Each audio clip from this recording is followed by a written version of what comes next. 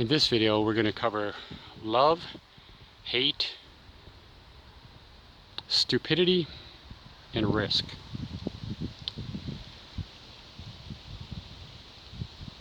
According to evolution,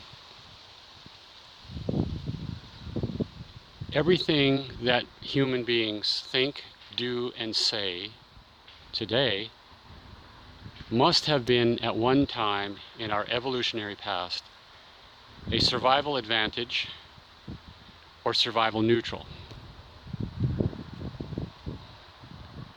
That means everything. Everything we think, do, and say was either an advantage or it didn't matter. Now let's think about this. There are people who say we have to overcome hate and we have to stop hate. We have to all live together. Why didn't that happen already? Why are we so successful as a species that we've populated pretty much every continent on the earth, every environment on the earth, and yet we still have hate? I submit to you that hate must have been a survival advantage. And it is so strong and so prevalent that it must have saved us from extinction many times. Let's look at the opposite of hate. Let's look at love.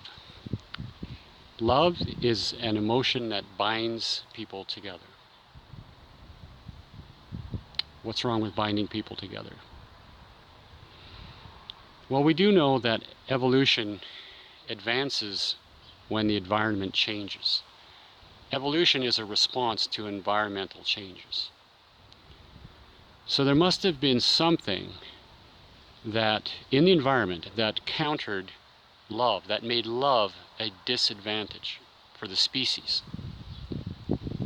That's the other element of evolution, is that it's survival of the species that's more important than survival of the individual. Well, it makes sense that the simplest threat to humanity would be the geographic environment, the geographic location. Another big threat would be disease.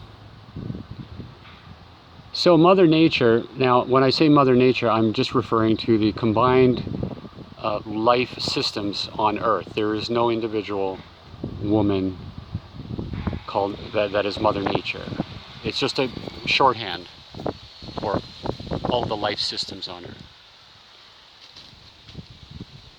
So in our environment, we've had in our past, probably currently today you could say, many threats to the human race.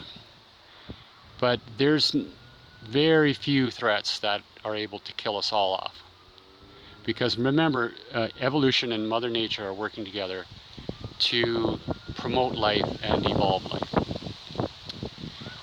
So picture this. We have a small group of people, let's say the smallest breeding population, healthy breeding population, probably 70 to 120 people, somewhere in there. Not related. They're all in one place, and a volcano explodes. Or what they were picking from the trees, hunter-gatherer, they all moved on. The animals moved on, the plants changed. Resources became scarce. So who's going to go walk through the mountain pass, over the glacier, to get to the next mountain pass and start a new colony? That's going to be the people who hate. Hate is a dispersal mechanism. Hate is the only emotion strong enough to overcome the emotions of love. You have some people who will hate other people, who will say, I hate you, I'm packing up, I'm leaving, I'm going through the mountain pass to the next valley. That's great. Mother Nature loves that.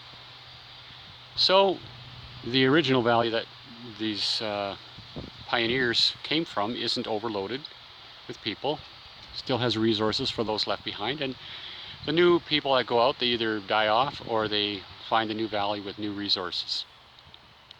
And that happens over and over and over again.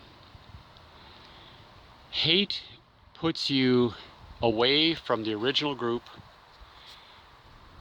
and if there's a volcano or a disease with the original group, there's another group that will survive. That's what hate is for. So hate is very, very valuable as a species survival mechanism. What operates very similar to hate is stupidity.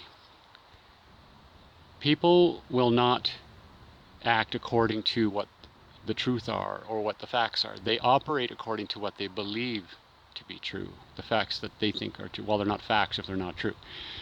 People will act according to what they believe, not what is true. So stupidity is the same way. If you have a stupid person who doesn't follow the tribe as you're walking through the jungle, they take a different path, they walk off into the jungle where there is no path, well, guess what? That stupid person isn't with the main group when the main group falls into a lava cone or gets covered by an avalanche or a flood, and the stupid person matches up with other stupid people and they form a colony. Now, here's the cool thing.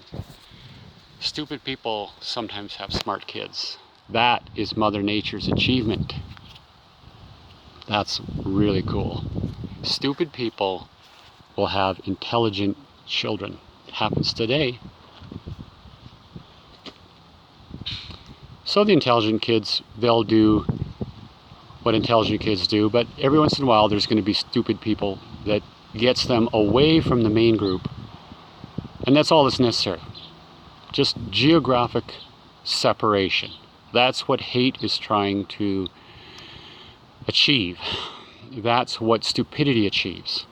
And that's also what risk achieves. Now, risk is as essential to human existence as food, water, and sex. You might as well add risk in there. This is why people take dangerous drugs.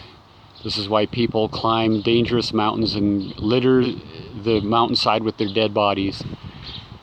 Risk takers are essential to the survival of the species for the same reason. They just go places where no other average normal person would go. They discover something and then they live there for the rest of their lives.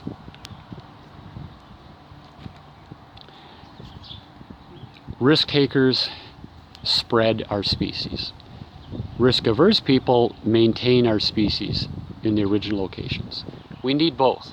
We need people in the middle too, who take a risk sometimes and not other times. We need stupid people. We need hateful people. We need people who are loving sometimes and hateful other times. Nobody exists that just hates everybody all the time, except coffee drinkers. So stop asking why people hate. Stop trying to get people to stop hating. Never going to happen. You can require people to act civilized and not act on their hate. That is an achievable goal. It's an honorable goal. But don't try to stop people from hating. People should be allowed to hate whoever they want. It's just going to happen. But as the saying goes, strong fences make good neighbors. If you hate somebody, just build a fence or go away. Separate yourself from them. So ends the lesson.